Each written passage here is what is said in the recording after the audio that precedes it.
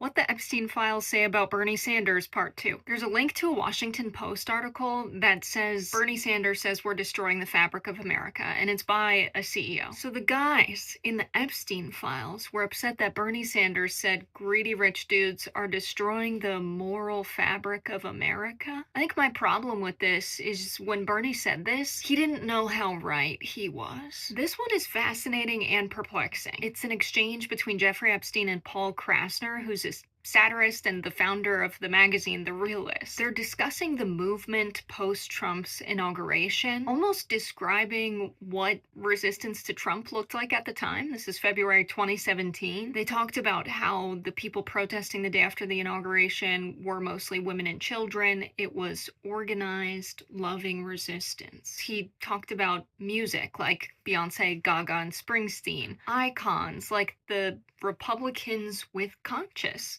which is hilarious to call out this group as if it's something unique and new. People who stand with Trump victims, and personalities like Elizabeth Warren, John Lewis, and our boy Bernie Sanders. A lot of the emails that Jeffrey Epstein was getting were like news roundups, and so it's fascinating to me what news they were paying attention to. This one said Bernie Sanders was basically blacked out in the media during the election. In the same email where they were discussing a black singer evoking imagery of the Black Panthers. It seems like any sort of social movement, counterculture makes these guys nervous. They're paying very close attention to them. Epstein shared this piece about populist movements and how they can grow. You could begin to see the elements of Bernie Sanders coupled with the Trump movement that really becomes a dominant force in American politics. And they're talking about how Steve Bannon intentionally went to go study movements that merged nationalism and populism. And Bannon also mainstreamed a lot of QAnon ideas. The idea that there's a secret group of pedophile elites, the deep state, controlling the government, when all along,